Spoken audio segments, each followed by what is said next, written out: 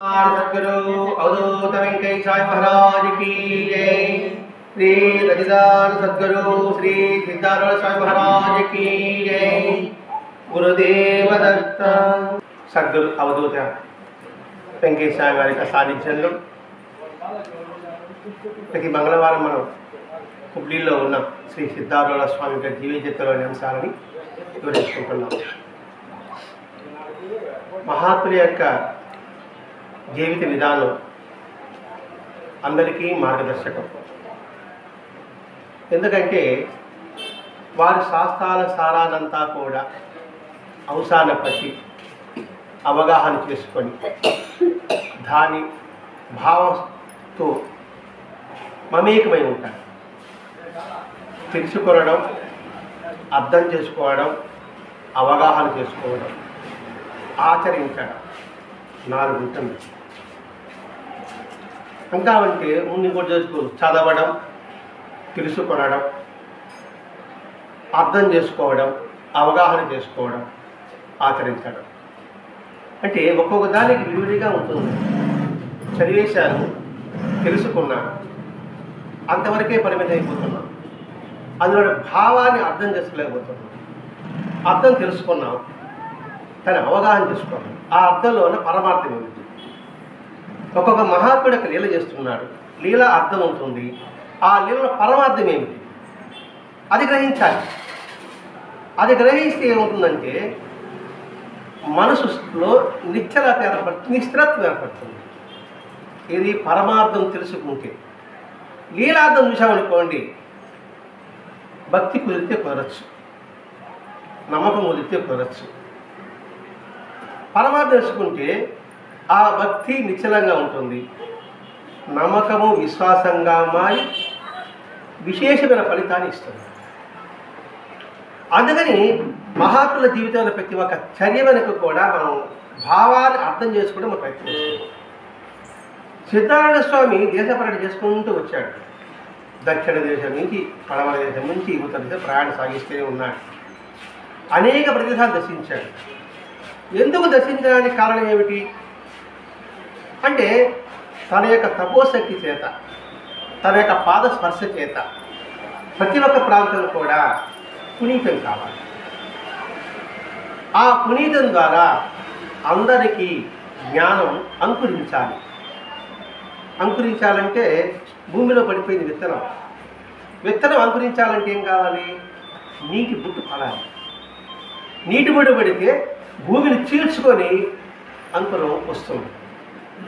అలాగే నీటి బొట్టి మహాత్ముల యొక్క వాక్ అందామా, వాక్యం, వారి యొక్క మాట గత వారి యొక్క సూక్తి ఒక అమృత బిందువు లాంటిది. భూమిలో మట్టితో కప్పబడిపోయిన ఆ విత్తనానికి ఆ అమృత బిందువు లాంటి ఆ జ్ఞానంలో కలిగిన ఆ వాక్కు స్పర్శ తగలగని కఠినమైన భూమిని చీల్చుకొని మొక్క అంకురిస్తుంది. మనం చూస్తూనే ఉంటున్నాం. భూమిలో పాతేస్తున్నాం, మరి ఆ భూమిని చీల్చుకొని పనిపిస్తుంది. మనలో అజ్ఞానం ఉంది. ఆ అజ్ఞానం గట్టిగా ఉంది, ఆ భూమిలాగా ఉంది, లోపల ఉంది. ఆ అజ్ఞానం జ్ఞానం ఉంది. ఆ విత్తనంలోనే ప్రాణం ఉంది. ఆ ప్రాణానికి మహాత్ముల యొక్క వాక్యాన్ని పడిందంటే అంతకుముందు అజ్ఞానం సమజిపోతుంది, జ్ఞానం పులకరిస్తుంది. ఇప్పుడు నూరు గప్పనే నిప్పు అంటున్నాం, మంట వేస్తుంటున్నాము. మంట ఆరిపోతున్నప్పుడు అది బూడిద కప్పబడి ఉంటుంది. నిప్పు లేదనే, నిప్పు ఉంది, బూడిద కప్పబడింది కాబట్టి ఇది బాగా మంట రాలేదు. అప్పుడేం చేస్తాము? ఒక బుర్రెత్తుకుని ఊదుతాం. నిప్పుని వేస్తున్నామా, బూడిద ఊదుతున్నామా? బూడిద తొలగించడానికి ప్రయత్నం చేస్తున్నాం. అలాగే ఆ విత్తనంలో ప్రాణశక్తి మేల్కొల్పడానికి మహాత్ముల యొక్క వాక్కు. ఇక్కడ ఊదే బుర్ర అన్నాం, ఇక్కడ వాక్ అంటే నోటి ద్వారా వచ్చే బుర్ర. అది కానీ గుర్తించగలిగితే, అలా గుర్తించగలిగి మహాత్ముల యొక్క జీవిత విధానాన్ని ఆ భావంతో చదివి అర్థం చేసుకుని అవగాహన చేసుకొని ఆచరించగలిగితే సత్ఫలితం ఉంటుంది. అందుకోసంగా వాళ్ళు చేశారు, తమ జ్ఞానాన్ని అంతటా వెదజల్లాలని దేశ పర్యటన చేసుకుంటూ వచ్చారు. వచ్చి ఒక్కొక్క ప్రాంతంలో ఎవరెవరికి ఏ సందేహాలు ఉన్నాయో, ఏ సంశయాలు ఉన్నాయో అన్నీ కూడా విపులంగా వివరించి వారికి అజ్ఞానాన్ని పారద్రోలి వారి జ్ఞానాన్ని నింపి వారు పయనమయ్యారు. ఇది మహాత్ముల యొక్క జీవిత విధానంలో మనం గుర్తించవలసింది. ఈయన సిద్ధారాయణ స్వామి గత వారం ఏముంది, పౌరాణికుడి యొక్క లక్షణాలు చెప్తున్నాం. పౌరాణిక ఎలా ఉండాలి, పురాణం చెప్పేవాళ్ళు డబ్బు మీద ఆశతోనా, కీర్తి మీద ప్రేమతోనా కాదు, భగవంతుడి అనుగ్రహం పొందడం కోసంగా నువ్వు పౌరాణిక అంటే పురాణాలు చెప్పడం, లేదా సత్సంగాలు చెప్పడం, లేదా ప్రవచనాలు చెప్పడం. ఆయనకి ప్రీతిపాత్రంగా చెప్పగలగాలి, తనకు ప్రీతిపాత్రంగా చేసుకోవడానికి మాత్రం కాదు. అందుకని ఆ పౌరాణిక లక్షణాలు గత వారం మనం వివరించుకున్నాం. నేను ఆ తీర్థయాత్ర చేస్తూ మహాబలేశ్వరం వెళ్ళాడు. మహాబలేశ్వరం ఆ ప్రాంతానికి వెళ్ళగానే అక్కడ మహాబలేశ్వరుడు గోకర్ణమే. అక్కడ మహాబలేశ్వరుడికి నైవేద్యం సమర్పిస్తున్నారు పూజారి. ఆ దేవాలయంలో ఆ గర్భగుడిలో ఆ నైవేద్యం సమర్పిస్తున్నప్పుడు ఈయన అన్నాడు, నేనే మహాబలేశ్వరుడిని, ఆ నైవేద్యం నాకే సమర్పించన్నాడు. ఎవరు? సిద్ధార్థుడు. వెళ్తున్నారు, దారిలో ఉన్నాడు కదా, లోపల ఉన్నాడు. అక్కడే దాని కిందగా పెడతావు, నాకు పెట్టి అన్నాడు. అప్పుడు వాళ్ళు అన్నారు, నువ్వు ఆశపోతుగా ఉన్నవే, నిజంగా నువ్వు దేవుడైతే నీకు అన్నం మీద ఆశ ఎందుకుంటుంది అని ప్రశ్నిస్తున్నారు వీళ్ళు. నేనే మహాబలేశ్వరుడు అన్నారు, మహాబలి అన్నం పెట్టమన్నారు. వాడు నువ్వు ఆశపోతుగా ఉన్నావే, ఆశపోతుడు దేవుడు ఎలా అవుతాడు అంటే దేవుడికి ఆశ ఉండదు. అంతేగా, నువ్వు నిజంగా దేవుడు అయితే అంతటా ఆహారతో ఉత్పత్తి నీలో ఉంటే నువ్వేంది నాకు ఆహారం కావాలంటున్నావు అని వాడు అనేటప్పటికీ నువ్వేమన్నా ఈశ్వరుడువా, చాలా ఎక్కువపోయా అన్నాడు. ఎవరు? సిద్ధార్థుడు. అంటే అన్నాడు, వెంటనే గతవారు చెప్పుకున్నాం, ఒక జడి స్వామి అని మా గోచిగొడ్డు పెట్టుకొని వీళ్ళతో తాండవం చేసుకుంటూ తప్పిడి కొట్టుకుంటూ ఉన్నారు కదా. ఆ జడి స్వామి ఏం చేశారంటే వెంటనే ఆ పూజలు తాగేశారు కావాలని. వీళ్ళు మడిమడి అన్నారు కదా, తాగేటప్పటికి వాళ్ళు కొట్టబోయారు. అప్పుడు సిద్ధుడు వాళ్ళు వరేసి, నువ్వు జ్ఞానిని కొట్టబోతున్నావి అని ప్రశ్నించాడు. అంటే ఇలా ఎందుకు చెప్తున్నారు చూడండి, ఇక్కడ మనకి జ్ఞానోదయం కలిగించడం కోసమే. శుచి అశుచి అనేది మన భావం మాత్రమే. ఇది బాగుంది, ఇది బాగలేదు, ఇది మడి, ఇది మడి కాదు అనేది వారి వారి భావం మాత్రమే. అది చెప్పడానికి ఉద్దేశం. ఎందుకంటే ఒకరికి మంచి అది ఇంకొకరికి చెడు, ఒకరికి చెడు అది ఇంకొకరికి మంచి. మరి ఏది వాస్తవం? భావం వాస్తవం. కాబట్టి వారి వారి భావాన్ని బట్టే ఉంటుంది ఈ మడి శుచి అన్నీ కూడా. ఇతడు భావం చేశాడు, ఆ జడి స్వామి అంటే దిగంబడిగా ఉండి తాకేటప్పటికీ వాడికి కోపం వచ్చింది. కొట్టబట్టి జ్ఞాని మీరు కొట్టవచ్చునా? ఎటువంటి జ్ఞాని? పరమజ్ఞాని. ఇక్కడ జ్ఞాని అనే పదం ఎందుకు వాడాడు? జ్ఞానికి తరతమ భేదం ఉండదు. నువ్వు నేను ఒకటే భావన ఉండదు, చలి ఉష్ణం అనే భావం ఉండదు. ప్రతి ఒక్కటి సమతుల్యంగా చూసుకుంటాడు. అటువంటి వాడిని పడదు. అన్నప్పుడు భగవంతుడు అందరిలోని వ్యాపించి ఉన్నాడు. మహాబలేశ్వరుడు శివుడు. శివుడి యొక్క తత్వం ఏమిటి? ఆయన శివుడిని 5 వైపులా మనం పూజించవచ్చు. అంటే ఒకవైపే పూజించాలని లేదు. అంటే ఏమిటి? ఆ శివతత్వం అంతటా వ్యాపించి ఉంది. ఇక్కడ 5 అంటే పంచభూతాలతో వ్యాపించి ఉంది. ఆ పంచభూతాల యొక్క శరీరం ఇది. మరి ఈ శరీరం ఉన్నప్పుడు ఈ శరీరంలో శివుడు ఉన్నాడు కదా. మరి ఈ శరీరంలో శివుడు ఉన్నప్పుడు అతడు తాగితే నువ్వు మైలుపడడం ఏమిటి? అతను ఆహారం అడిగితే నువ్వు పెట్టకపోవడం ఏమిటి? ఇది వారి వరకు కాదండి, మనం అందరం వర్తించుకుంటూ రావాలి. శివతత్వము, శివుని పూజిస్తున్నాను అన్నప్పుడు విష్ణువు అంటే అనంతుడు. అనంతుడి తత్వాన్ని మనం పూజిస్తున్నాం, ఆరాధిస్తున్నాం. శివుడు అంతటా వ్యాపించి ఉన్నవాడు, లయకర్త అనే భావాన్ని పెంపొందించడం కోసమే. ఆ భావం ఎప్పుడైతే ఉంటుందో మనసు సర్వత్రా ఒకే తత్వాన్ని అంటే దైవాన్ని దర్శిస్తారు. ఇక్కడ దైవం అంటే ఏమనుకుంటున్నామండి? దైవం దైవం అని పదం వాడుతున్నాం కదా. దైవం అంటే ఏంటి? దైవం అంటే ఏదో రూపం అనుకుంటున్నాం. దైవం అంటే జ్ఞానం, దివ్వు, వెలుగు, జ్ఞానం. ఆ జ్ఞానాన్ని తెలుసుకోవడమే దైవం అంటే జ్ఞానము. దైవము అంటే మనకు రూపం అనుకుంటున్నాం కదా, రాముడు, శివుడు, కృష్ణుడు అనుకుంటున్నాం కదా. కనిపించడు, కనిపిస్తున్నాడు, కనిపించడు, కానీ ఉన్నాడు. జ్ఞానం కనిపిస్తుందా? మన తెలివి కనిపిస్తుందా? తెలివి కనిపించదు, కానీ ఉంది. ఒక విషయం వచ్చింది, వాడు తెలుసుకున్నాడంటే వాడి జ్ఞానం ఉందనే కదా. ఇక్కడ దైవము అనే పదం కూడా దైవం అంటే రూపమే కాదండి. దైవం అంటే జ్ఞానము.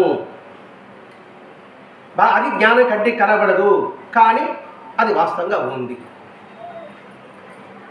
అని చెప్తున్నాడు ఇక్కడ. శివుడు అంతటా వ్యాపించి ఉన్నాడు కదా, నువ్వు వాడు పట్టుపోతున్నావు ఏమిటి? జ్ఞాని యొక్క ముఖం గుండా తాను తృప్తుడవుతానని కృష్ణుడు భగవద్గీత చెప్పున్నాడా లేదా? జ్ఞాని యొక్క ముఖం గుండా నేను ఉన్నాను, ఆ జ్ఞాని తింటే నేను తిన్నట్టు అని కృష్ణ భగవాన్ చెప్పున్నాడు లేదా? శివతత్వం పక్కన పెట్టాడు. మళ్ళీ భగవద్గీత చెప్తున్నాడు. జ్ఞాని ముఖం గుండా తాను తృప్తుడవుతానని గీతా ప్రాణం మీరు చూడలేదా? మీరు మర్చిపోయారా? ఇప్పుడు ఎలా అర్థం చెప్తున్నాడు అంటే ప్రతి ఒక్కదానికి ఒక ప్రమాణం కావాలి. ఏదో సిద్ధుడు చెప్పాడా, లేదా వెంకటేశ్వరం చెప్పాడా, ఇంకోటి చెప్పారంటే వెంకటేశ్వరం చెప్పినా, సిద్ధుడు చెప్పినా, శ్రీ సాయినాథుడు చెప్పినా, గురునానక్ చెప్పినా, జీసస్ చెప్పినా, ప్రభాస్ చెప్పినా, బుద్ధుడు చెప్పినా, వీరబ్రహ్మం గారు చెప్పినా, భాగవత స్వామి చెప్పినా, ప్రతి ఒక్కటి కూడా మూలం వేదంలో చెప్తారు. వేదానికి వ్యతిరేకంగా, భగవద్గీతకి వ్యతిరేకంగా ఏ మాట రాదు, ఏ పలుకు రాదు. అవన్నీ చదివి అర్థం చేసుకుని ఉంటే, అందుకే చదివావు, తెలుసుకున్నావు, అర్థం చేసుకోలేదు, అవగాహన లేదు. అదే సద్గురు శాస్త్రులు వచ్చింది. అర్థం శాస్త్రానుసారంగా నువ్వు నడవాలని బాబాకి చెప్పారు కదా, మరి శాస్త్రం చెప్పుంది, కుల మతాలు విభజించారు కదా. మరి అటువంటి వాళ్ళు అంటరాని వాడు గుళ్ళకు ప్రవేశించడం ఏమిటి, వాళ్ళు నీళ్ళు తాగడం ఏమిటి అని ప్రశ్నించినప్పుడు ఆయన చెప్పిన మాట అదే, కర్మను బట్టే కులము అని చెప్పాడు. అది కృష్ణుడు చెప్పాడా లేదా? చాతుర్వర్ణం అన్నాడు. చాతుర్వర్ణం ఏంటండి? వాడి పనులను బట్టి వాడి వర్ణాలు ఏర్పడ్డాయి. అది మూలం. అది మర్చిపోయి దాన్ని అడ్డు పెట్టుకొని నా స్వలాభం కోసంగా, నా స్వార్థం కోసంగా దాన్ని వక్రీకరించడం ఎంతవరకు సబబు? అదేంటి ఇక్కడ భగవద్గీతలో ఏం చెప్పాడు? నువ్వు చదివావు, శివుని యొక్క తత్వం చూశావు. మరి శివుని యొక్క తత్వానికి భగవద్గీత సారానికి నువ్వు వ్యతిరేకంగా ప్రవర్తిస్తే ఆయన ఎలా తృప్తి అవుతాడు? అది మనం గ్రహించాలి ఇక్కడ. అంటే ఏంటి? మనం ఏ భగవంతుని ఆరాధిస్తున్నామో ఆ భగవంతుని యొక్క జీవిత విధానమా, లేకపోతే వారి యొక్క వాక్క, వారి యొక్క ఉపదేశాలు క్షుణ్ణంగా పరిశీలించుతూ అవగాహనతో అర్థం చేసుకోవడానికి ప్రయత్నం చేయవలే.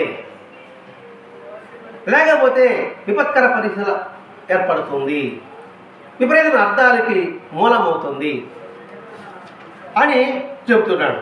పరమాత్మ సత్పురుషులను విడిచి రాతి నోటి గుండా తృప్తుడవుతాడా? మనం ప్రశ్నించాడు. పరమాత్ముడు సత్పురుషులను విడిచిపెట్టి రాతి నోటి గుండా తృప్తుడవుతాడా? రాతి ఆడ పెడుతున్నాము, అదే తిట్టుందే. కానీ ఆకలితో ఉన్న వాళ్ళని ఆకలి మీద కొంగుపట్టేవాడికి అన్నం పెట్టాలని వెంకటేశ్వర చెప్పాడు కదండి. నువ్వు ఇక్కడ ఉండే వాళ్ళకి పెట్టకుండా నువ్వు నా రాతి విగ్రహాన్ని పెట్టడం ఏమిటి? అనుమానాలను బయట అనుకుంటున్నాడు వాడు. వేసి తన లోపల ఆయన పెట్టడం ఏమిటి? ఇక్కడ ఆలోచించాలి. మనం చేసే పరిస్థితులు అదే. ఇక దేవాలకి వెళితే బయట అనుమానాలు అంటే ఉండండి అని చెప్పి ఇక్కడికి నైవేద్యం పెడుతుంటాం. తప్ప ఒప్పో సంగతి వితర్కం కాదని ఇక్కడ వాస్తవం తెలియజేసుకుంటున్నాం. అది చేయడం తప్ప ఒప్ప అనే సంగతి మాత్రం కాదు. ఎందుకంటే వెంకటేశ్వరం ఏం చెప్పాడు? ఆకలి కుంగు పట్టేవాడికి అన్నం పెట్టాలన్నాడా? ఆకలి లేకుండా ఉండేవాళ్ళకి ప్రసాద నైవేద్యం తిని పెట్టమన్నాడా? మరి వెంకటేశ్వరం అది తెలుసుకుంటాను అనుకోండి. అట్లా మనం ఎలా ప్రవర్తించాలి? ఇది మనం వర్తించాలి. ప్రతి ఒక్క మహాత్ముడు కూడా అని చెప్పాడు, అన్ని ప్రాణులు నేనే ఉన్నానని చెప్పాడు. అన్ని జీవులు నేను సంతరిస్తున్నానని చెప్పారు. ఏ మహాత్ముడు చెప్పలేదు. అది కూడా గుర్తించాలి ఇక్కడ. అందుకని వీళ్ళు వదిలిపెట్టి నువ్వు ఆడితే తిప్పితే అవుతాడు. ఇప్పుడు చిన్నపిల్లవాడు ఉన్నాడండి, వాడు ఏనుగు బొమ్మ కావాలన్నాడు, ఏనుగు అడిగాడు, బొమ్మ ఇచ్చాము, అది ఏనుగని వాడు ఆడుకుంటున్నాడు. గుర్రం ఇస్తే లక్కలకంటూ అనుకున్నాడు, పిల్లి ఇస్తే ఒళ్ళో పెట్టుకుంటున్నాడు. వాడు పెద్ద అయిన తర్వాత బొమ్మ ఇస్తే ఒప్పుకుంటాడా? అసలు బొమ్మ మాట్లాడతాడు. అలాగే పూర్తిగా జ్ఞానం అయిన తర్వాత ఆ బొమ్మతో ఏంది అంతటా ఉన్న తత్వాన్ని దర్శించు అందులో నేను భావిస్తున్నాను ఇక్కడ. కాబట్టి చిన్నపిల్లల ఆటగా ఉండకూడదు. అదే ఈయన సత్సంగంలో వచ్చింది, ఎల్లారప్ప సత్సంగంలో. మనం చేసే పూజలు పురస్కార భక్తి ఎలా ఉన్నాయంటే చిన్నపిల్లల ఆట లాగుందట. అమ్మ వంట చేస్తూ ఉంది, మనం ఏం చేసాం చిన్నపిల్లప్పుడు మనం చిన్న చిన్న బొమ్మలు పెట్టుకొని మనం కూడా వంట చేస్తున్నాం. నిజంగా వంట చేసినట్టు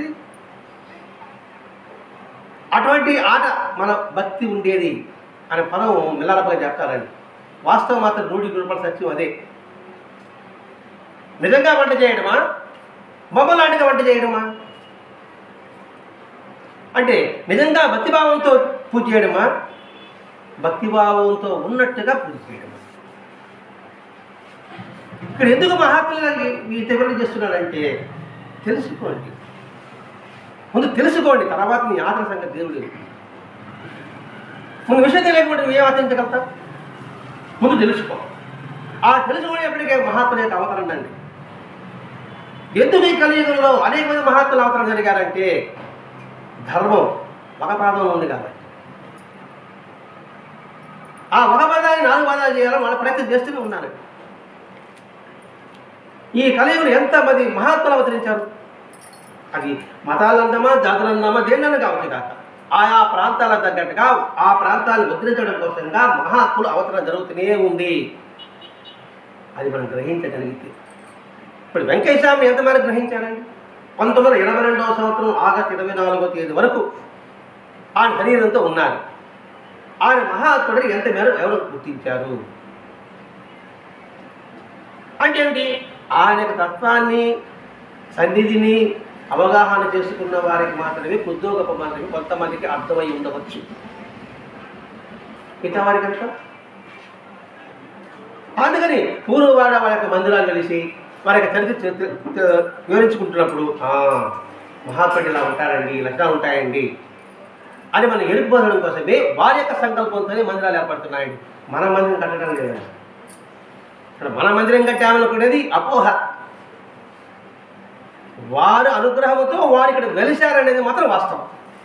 అది ఏ మందిరమైనా కావచ్చు, ఏ మహాత్ముడి యొక్క మందిరమైనా కావచ్చు కాక మనం కట్టడం అంటూ ఉండదు. ఆయన అనుగ్రహించి ఈ ప్రాంతం వాళ్ళకి ఇక్కడ శ్రీనివాసం ఏర్పరచుకుంటే తద్వారా ఈయని ఆలంబనంగా చేసుకొని మనలో కాస్త భక్తి పెంపొందడానికి అవకాశం ఉంటుంది ఈ ప్రాంతం వాళ్ళకు కూడా అని ఆయన దయతో ఇక్కడ అవతరణ జరిగింది. ఇది మనం బాగా గుర్తుపెట్టుకోవాలి. అలా గుర్తుపెట్టుకుంటే సత్ఫలితం పొందేది ఎవరు గుర్తుపెట్టుకుంటారో అంత మేరకు సత్ఫలితం పొందగలము. అది రాతి విగ్రహం కాదు, సాక్షాత్తు భగవాన్ వెంకయ్య స్వామి మన అనుగ్రహించడం కోసంగా ఇక్కడ అవతరించి ఉన్నాడు అనే భావాన్ని పెంపొందించడం కోసమే ఈ వివరణ. మరి ఎందుకు ఈ విగ్రహారాధన వచ్చింది? చాలామంది ఎందుకంటే విగ్రహాలు, దేవుడు ఒక్కడే కదా, ఎందుకు విగ్రహాలు అంటే మందమతులను కూడా భక్తి మార్గం లాగడానికి విగ్రహాలు. ఒక క్లాసులో ఉంటారు, పిల్లలు ఉంటారండి, ఒక పాట చెప్తే అర్థమవుతుంది. ఆ పాఠాన్ని పాటగా చెప్తే కొందరికి అర్థమవుతుంది. ఆ పాఠాన్ని బొమ్మలకి చెప్తే ఒకరికి అర్థమవుతుంది. మరి ఈ 3 నెలల ట్రైనింగ్ ఉంటుంది అనుకుంటాను. నాకు టీచర్ ట్రైనింగ్ ఉంటుంది, నాది ఉంటుంది, నేను భావించుకుంటున్నా. అంటే ఏంటి? అక్కడున్న పిల్లవాడికి కూడా చదువు చెప్పే సామర్థ్యం ఆ ఉపాధ్యాయులకు ఉండాలి. అందులో టీచర్ ట్రైనింగ్ పెట్టారేమో మరి. అట్లాగే మన మాస్టర్ ఏం చేశారంటే ప్రతి ఒక్కరూ భగవంతుని సన్నిధి దగ్గరకు రావాలి. పిల్లవాడికి స్కూల్కి వెళ్ళడానికి మనం మిఠాయి ఇచ్చి పంపిస్తే వాడు స్కూల్కి అలవాటు అవుతున్నట్టుగా ఆ తర్వాత ఏమవుతాడు, మిఠాయి కాదు నాకు చదువు కావాలని ఆ మిఠాయి లేకుండా చదివి ఎలాగవుతాడు. అలాగే మన్నమందులకి విగ్రహాలను చేయగా చేయగా చేయగా చేయగా ఇంకా విగ్రహాలని అవసరం వాడికి ఏర్పడుతుంది. అప్పుడు కళ్ళు మూసుకున్నా కూడా సరే ఆ యొక్క స్వరపు హృదయంలో మెదులుతుంది. అంతవరకు మన వరకే చూసుకున్నాము. ఈరోజు మంగళవారం సత్సంగానికి రాలేకపోయాము. ఇదే సమయంలో ఎక్కడున్నా సరే సత్సంగం జరుగుతుంది అన్నప్పుడు వెంకటేశ్వర స్వామి యొక్క స్వరూపం ఇక్కడ ఈ మందిరం యొక్క రూపం మనసులో మెదులుతుందా మెదలదా? నువ్వు సంకలం పెట్టుకోమన్నా మందిరం ఏమన్నా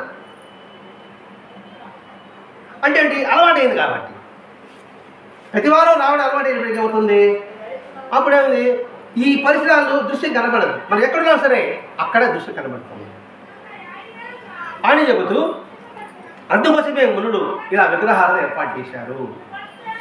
అదే విగ్రహారాధన తప్పు తప్పు విగ్రహాన్ని పూజించేది అని అంటూ ఉంటారు. మనం ఇంటూనే ఉంటున్నాం. అంటే వాళ్ళకి అవగాహన లేకపోవడం వల్ల మనం భావించాలి. వాళ్ళని ఎవరిని విమర్శించడానికి అవకాశం లేదు. ఎందుకంటే అందరిలోనూ భగవతత్వం ఉంది కాబట్టి ఎవరిని విమర్శించడానికి ఉండకూడదు, ఎవరిని నిందించకూడదు, ఎవరిని దూషించకూడదు. నువ్వు ఒక సైతానివి, నువ్వు పనివాడివి, నువ్వు అజ్ఞానివి అనే మాటే రాదు. ఎందుకంటే వెంకటేశ్వర ఒరే అంటేనే ఏమన్నాడు ఇప్పుడు గుర్తురాదు. ఒకడు ఒరే అంటే అన్నాడు, ఒక పాపం ఒకటి కట్టరాడు. జీసస్ ఏమన్నాడు, పనికి మాలిన వాడు అంటేనే తప్పన్నాడు. మరి ఏ మహాత్మ చెప్పలేదు అన్నట్టు. అందుకని మరి అది గుర్తుపెట్టుకున్నాడు. ఎవరిని నిందించకూడదు, ఎవరిని దూషించకూడదు, ఎవరిని వ్యతిరేకించకూడదు, వాడి దారి వాడిది అనే భావాన్ని పెంపొందడం కోసం. ఎందుకంటే సర్వత్రా నిండి ఉన్న నా భగవతత్వం, అందరి ప్రాణులు నేనే ఉన్నాను భగవద్గీతలో 10వ అధ్యాయంలో 20వ శ్లోకంలో చెప్పాడు. అన్నప్పుడు ఆ భగవంతుడు ఆ రూపంలో ఉన్న భగవంతుడు నిందించడం తగునా? ఎంత వివరణ వస్తుందండి ఇక్కడ. మీరు శ్రేష్ఠ బ్రాహ్మణుడిని కూడా ఆ రాతి మీద మోహంతో అసలైన బ్రాహ్మణుడు విడిచి కట్టడం మీకు తగునా? మీరు రాతి మీదే మోహం ఉంది, కానీ సజీవంతో చైతన్యంతో ఉండే ఆ దైవం మీద మీకు శ్రద్ధ లేదు, మీరు గుర్తించలేదు. అనేది అందరి ఆత్మలోపు నేనున్నాను కృష్ణుడు చెప్పున్నాడు. అదే బలవుడు వెంకటేశ్వర చెప్పున్నాడు. అన్ని జీవుల వెంకయ్య రాసుకోవాలి వెంకటేశ్వర చెప్పున్నాడు. మీరుండేదాన్ని బట్టి కదయ్యా అని చెప్పున్నాడు. మరి ఆ పదాలు మనం ఎంతవరకు అర్థమవుతుంది? అందరిని సమానంగా చూసుకుంటే దేవుడు కనబడతాడయ్యా అని వెంకటేశ్వర చెప్పుకున్నాడు. మరి అందరిని సమానంగా చూసుకోకుండా నువ్వు ఒకటి ఎక్కువ ఒకటి తక్కువ చూడు, ఎంతవరకు సమానం? మనం చేసే మన బలహీన ఇవేనండి. మనం తెలిసిన వారికి ఎక్కువగా, తెలియని వారికి తక్కువగా ప్రసాదాలు పెట్టుకుంటాం. అప్పుడు ఆయన ఆరాధించినట్టని. ఒకవేళ అలా పెడుతున్నప్పుడు చెప్పడం తప్పుకోకూడదు అంతే. అక్కడ ఉంటే వాడు ప్రోత్సహించినట్టు. ఎందుకంటే వాడు శాస్త్రం చెప్పబడే ఉందండి. ఎవడైతే దుర్మార్గం చేస్తుంటాడో వాడిని సమర్థించినా కూడా వాడు కూడా దుర్మార్గం చేసినట్టు, ఆ పాపం చేసినట్టు. శక్తి ఉంది ఎదుర్కో, శక్తి లేదు చెప్పు లేదా తప్పుకో. ఇన్ని వివరాలు ఉంటాయండి. కాబట్టి రాజుల్లో ఉన్న ఆయన పెట్టాలనుకుంటున్నావు, బయట మాట్లాడుతూ చేసినంత నువ్వు పెట్టడం లేదు. అదే మనం ఒక చిన్న పాట ప్రతిసారి పాట వివరించుకుంటున్నాం. రాత్రి మాత్రం కంటే దేవుడు కడరాడు, దేవుడు మాత్రం కంటే దేహం కడరాడు. దేవుడు చూసామనుకోండి, ఇక నేననే పదం ఉండదు, ఇక్కడ మీరనే పదం ఉండదు. దేహం కలదంటే ఏమండి, శరీరం మాయమైపోతుంది కాదండి. నేననే భావన ఉండదు, నువ్వనే భావన ఉండదు. నేను నువ్వు అనే భావం ఉండదు. అంటే ఏమిటి, అంతటా దైవమే దర్శనమవుతుంది. అంతటా దైవ దర్శనం ఎప్పుడేమవుతుంది, ఏకత్వం అవుతుంది. ఆ ఏకత్వాన్ని నిరంతరము భావించడమే ఏకాంతం. అది చెప్తున్నాడు. అందుకని ఆత్మకునే వారికి పెట్టిన అన్నం మాత్రమే పరమాత్మకు చెందుతుంది. వెంకటేశ్వర ఏం చెప్పాడో సిద్ధారామ స్వామి అదే చెప్తున్నాడండి ఇక్కడ. సిద్ధారామ స్వామి ఎప్పటివాడు, వెంకటేశ్వర ఎప్పటివాడు. వెంకటేశ్వర ముందు సిద్ధారామ స్వామి ఆయన అప్పుడే చెప్పుకున్నాడు. ఆకలిగొన్న వారికి అన్నం పెడితే నువ్వు భగవంతుడు పెట్టినట్టు. అందుకే అండి అన్నదానం అనే పదం వాడరండి. అన్నదానం పదం వాడతాం చాలా పొరపాటు. అన్నదానం అనే పదం చాలా పొరపాటు. నారాయణ సేవ అసలే పదం ఏంటంటే నారాయణ సేవ. పరమాత్ముడు భగవంతుడు ఆ రూపంలో వస్తున్నారు, వాడికి నేను సేవ చేస్తున్నా. అన్నదానం అంటే నాకు ఉంది నీకు లేదు ఆ భావం ఉంది. అదే నారాయణ సేవల పదం వాడేవాడు. అతను అన్న సందర్భన అది పోయి అన్నదానం చేస్తుంది. అంటే ఇతను చెప్పారు మనకి అటువంటి భావన రాకుండా మనం ప్రయత్నించాలి. రేపు ఎప్పుడైనా ఇలాగా భోజనం పెట్టడానికి అవకాశం వస్తే అందరూ ఈ నారాయణుడు ఈ రూపంలో వచ్చిన వాడికి నేను వడ్డిస్తున్నాను అనే భావన పెట్టుకుంటే ఎంత గొప్ప సాధన అండి అది. ఆ సాధన కోసం నువ్వు ప్రత్యేక గది అవసరం లేదు, ప్రత్యేక సమయం అవసరం లేదు.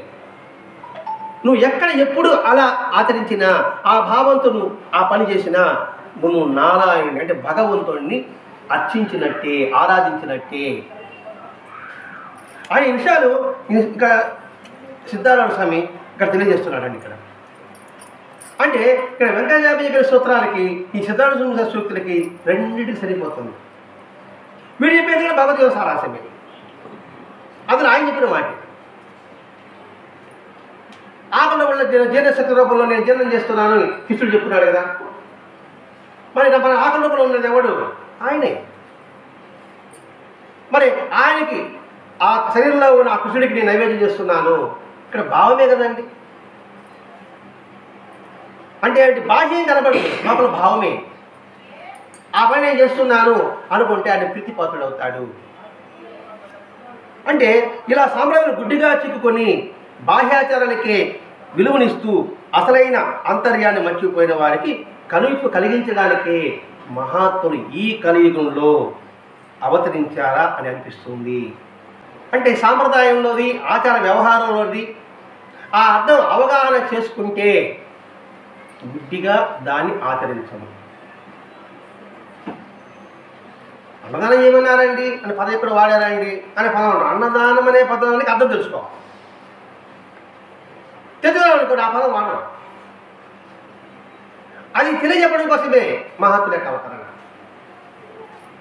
ఇప్పుడు వెంకటేశ్వర ఎవరో ఒక యానాది వచ్చినప్పుడు ఆయన ఉన్నాడు, ఆయనకి గుడ్డలు పెట్టించి అన్నం పెట్టి పంపించాడు. చీ అనలేదు, చా అనలేదు, తక్కువ కులమైన భావన చూడలేదు. అటువంటిప్పుడు మనం ఆ భావాన్ని నింపుకొని మన ప్రాంతంలో మనకు వచ్చిన సేవా కార్యక్రమం వచ్చినప్పుడు అటువంటి భావం ఉండకూడదు. అందరినీ సమాన భావం అలవర్చుకోవడానికి నువ్వు ప్రయత్నించి. అందుకనే సాయినాథుడు చూడండి, సర్వజీవుల్లో నేనే సంతరిస్తున్నాను బాబా చెప్పాడు. ఒక్కొక్క రొట్టెకి వేసి ఏమన్నా నాకు ఆకలి తీరదు అన్నాడు. వెంకటేశ్వర చూడండి కొద్దిగా చక్కెర పొడ తీసి అలా కుట్టిన చుట్టూ చల్లేవాడండి ఆయన. ఒకరు దునికి కట్టెలు కొట్టడానికి అడవికి వెళ్ళాడు.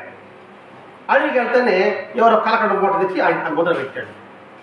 కలకండ అప్పుడు కలకండ అంటే రుచి కదండి. ఇప్పుడు చాక్లెట్ స్వీట్ అంట అప్పుడు దొరికేది కాదు కదా. చిన్న చక్కెర బిడ్డ దగ్గర కూడా అదృష్టం గొప్పది. ఆ కలకండ తెచ్చి పెట్టేవాడికి ఈయన కుటీరులో ఉన్నాడు. కమలు కూర్చోకూడదా, మూట తెచ్చుకొని అడిగి తిన్నాడు. ఆ కట్టెలు కొడతాడు, వాళ్ళకి పంచి వచ్చినాడు. రెండవది ఋషికేశ్ నుంచి 3 సాధులు వచ్చారు. ఇంకా సాధులు అంటే వాళ్ళకి మొత్తం జరి చొక్కాలు కాషాయం కాళ్ళు దిగారు. దిగిన వెంకటేశ్వరం వచ్చారు. ఆ సాధులు కూడా ఊరు పెరిగిచ్చారు. వాళ్ళ వెంకటేశ్వరం నమస్కారం పెడుతున్నారు. పెట్టిన వాళ్ళకి స్వీట్ బాక్స్ ఇచ్చి వెంకటేశ్వరం ఇచ్చారు. ఇస్తే అబ్బో ఇది విషమయ్యో నేను తినకూడదు అన్నాడు. బతికినాడు తిరుగుతున్నారు. వాళ్ళందరినీ పెట్టండి అయ్యో నేను తిన్నట్టు అన్నాడు. ఎందుకు ఆ పదం వాడాడు? వాళ్ళందరినీ పెట్టు నేను తిన్నట్టు అన్నాడు. నేను కూడా మనం చేశానండి. నా పెద్ద పాల్కో పెట్టిన తర్వాత ఆయనకి ఇచ్చిన నాకు షుగర్ అంటాడు. తిరిగి పర్వాలేదు ఆడిపత్రులు వస్తాను నేను. వీడి కాసు కూడా సార్ జల వద్దా వీడిని పక్కన వేసిన నేను. ఎందుకంటే ఆయన తిరిగాడు కదా నాక తిరిగి అంటున్నాడు. ఇక్కడ గమని కోసం ఎప్పుడు ఇస్తానంటే మీసారి పక్కన వేస్తుంది. ఆయన కొంచెం 2 ఇచ్చారు, వీడి సగం తుంచి ఇచ్చా. ఇప్పుడు చేస్తాను బుద్ధి. అక్కడ పెట్టి అందరికీ పెట్టి తినట్టు పదం వాడాడు కదండి వెంకటేశ్వర. అంటే ఎందుకు మహాత్ములు అది మనం గ్రహించాడు. మహాత్ములు పూజించడం బాహ్యంగా కాదండి, అంతరంగంగా వారి భావాన్ని మనం అర్థం చేసుకుని మనం వ్యక్తం. అదే భావాలు ఒక ఆమె భోజనం చేస్తూ ఉంది, పక్కన రొట్టె అడిగేసింది, ఆ కుక్క వస్తుంది. సరే అది వెళ్ళిపోయింది. బాగా వెళ్ళిపోతుంది. అమ్మ నాకు ఆకలి తినేదమ్మా, నాకు రొట్టె పెట్టావు అన్నాడు. నేను ఎప్పుడు పెట్టాను సార్, నేనే ఒకరి మీద ఆధారపడి ఉన్నాను. నేను నువ్వు కుక్క రొట్టె వేసావు కదా, నా ఆకలి తినేది అన్నాడు. ఇంకా ఆమె జన్మలో మర్చిపోతున్నాడు. ఎందుకు కలిగిస్తున్నారు? ఆయన గొప్పతనాన్ని ప్రకటన చేసుకోవడం మాత్రం కాదు, మనలో జ్ఞానాన్ని నింపడం కోసం, జ్ఞానాన్ని పెంపొందించడం కోసం. నింపడము, పెంపొందించడము. నింపితే సరిపోదు, దాన్ని మనం పెరగనీయాలి. పెరిగేయాలంటే పెరగాలంటే నిదర్శనం ఇవ్వాలి. నిదర్శనం ఇస్తే ఏమవుతుంది? అనుభవిస్తే ఏమవుతుంది? గుర్తుంటుంది. మాట చెప్పితే గుర్తుండే చాలా అరుదు. అదే దృశ్య రూపం అనుకోండి, అక్కడ దాన్ని రాసామనుకోండి ఇంకా బాగా గుర్తుంటుంది. అందుకు హోంవర్క్ ఇచ్చేది. పాఠం చెప్తారా, కొంతకు హోంవర్క్ ఇస్తారు, అందుకు ఇస్తారు అంటే బాగా గుర్తుంటుంది అనిపిస్తుంది. అందుకని మహాత్ములు ఇట్లాంటి అనుభవాలు ఇవ్వడం. అందుకని ఎప్పుడు ఆకలికొని ప్రాణికి పెట్టి నువ్వు తిను అని సిద్ధారూఢ స్వామి చెప్పడం ఉద్దేశం ఏంటంటే, అందరి ప్రాణంలో కూడా భగవత్ తత్వం ఉంటుంది కాబట్టి అంతర్లీనంగా దాగి ఉన్న ఆ భగవంతుని నువ్వు దర్శించు. మాట్లాడే భగవంతుడికి పెట్టు, మాట్లాడేది ఆడహాన్ని పెట్టడం ఎందుకు? ఇదే స్వామి వివేకానంద మాట్లాడతాడు, 4 గోధుమలు నడిమి పూచి ఇవ్వక బయట ప్రపంచం దగ్గర నడయాడే దేవతల్ని గౌరవించు, ఆరాధించు, వాళ్ళని సేవించు అన్నాడు స్వామి వివేకానంద. ఎందుకన్నాడు ఆయన? తిరిగి తప్పడాడు ఏమన్నా? ఇది మనం బాగా గమనించాలి. అందుకే అందరి మహాత్ములు చరిత్ర చదువుకోవడానికే ఒక సత్సంగములు మన పెద్దలు పెట్టారండి, ప్రవచనాలు పెట్టారండి, హరికథలు బుర్రకథలు పెట్టారండి. అలాగే చెక్క భజన ద్వారా భగవతత్వాన్ని తెలియజేశారండి. కోలాటం ద్వారా భగవద్గీత లీలలు ఆ కోలాటం ద్వారా ప్రకటన చేశారండి. ఎందుకు చెప్పారు ఇవన్నీ కూడా? చదువు రాని వారు, చదువు వచ్చిన వారు అందరూ కూడా భగవతత్వాన్ని గ్రహించాలి అనే విధానం. అంటే ఈ మొత్తం ఈ ప్రపంచమంతా అన్ని రూపంలో సంచరిస్తున్నాడని భగవద్గీత కృష్ణుడు చెప్పిందా మనం గ్రహించగలిగితే, కృష్ణుడు చెప్పిందే సిద్ధార్థుడు చెప్పాడు, సిద్ధార్థుడు చెప్పిందే సాయినాథుడు చెప్పాడు, సాయినాథుడు చెప్పిందే వెంకటేశ్వరుడు చెప్పాడు. అలాగే ఇతర మహాత్ముల మతాలలో మహాత్ములు కూడా అదే చెప్పారు. మరి అవన్నీ గ్రహించగలిగితే, గ్రహించి సేవించగలిగితే అదే సర్వధర్మానికి మూలము. సర్వధర్మాలకు అన్నాడండి, ఒక ధర్మం అని చెప్పలే, సర్వమత ధర్మానికి మూలం అదే. ఏదే మూలం? అన్ని జీవ రూపంలో సంచరించేది పరమాత్ముడు అని గుర్తించి పెట్టుకుంటే ఇదే గొప్ప సత్యం, ఇదే గొప్ప ధర్మం, ఇదే గొప్ప సేవ. కాబట్టి ఇక్కడ సర్వధర్మాన్ని నేను ఆచరించాలనుకుంటున్నానండి, నేను ధర్మాన్ని ఆచరించుకుంటున్నా, అన్ని ధర్మాన్ని ఆచరించాలనుకుంటున్నా. అన్ని ధర్మాలకు అన్ని కూడా పోగలను నేనేమన్నా? దాని మూలం ఒకటి చెప్పాడు, అంతటా కూడా ఆ పరమాత్మ చైతన్యం ఉందని నువ్వు గ్రహించు. అప్పుడేమవుతుంది? అన్ని దేవాలను వెళ్ళట్టే, అన్ని మత సంప్రదాయాలను ఆచరించినట్టే, అన్ని సిద్ధాంతం నీకు అవగాహన అవుతున్నట్టే. చెట్టు మొదట్లో నీళ్ళు మీ చాలు, కొమ్మకి రమ్మకి పండుకి కాయకి నువ్వు పోయాల్సిన అవసరమే లేదు. మరి ఆ చెట్టు మొదట ఏమిటి? అదే మూలం. సర్వధర్మాలకు మూలం అని పదం అడిగేదండి. ఆ మూలానికి నీరు పోయి, ఆ మూలం ఏమిటి? అన్ని ప్రాణులను అన్ని జీవులను పరమాత్మ సంతరిస్తున్నాడు. ఆ మూలానికి నువ్వు నీరు పోయి, ఆ నీరు పోతే అది వృద్ధి అవుతుంది, మహావృక్షంగా మారుతుంది, ఫలాలు ఇస్తుంది, పువ్వులు ఇస్తుంది, నీడ ఇస్తుంది. ఆ ధర్మం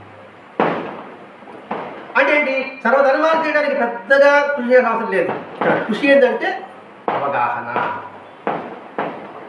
అవగాహన చేసుకుంటే మనం ఉన్న చోటనే సర్వధర్మాలని మనం పాటించగలము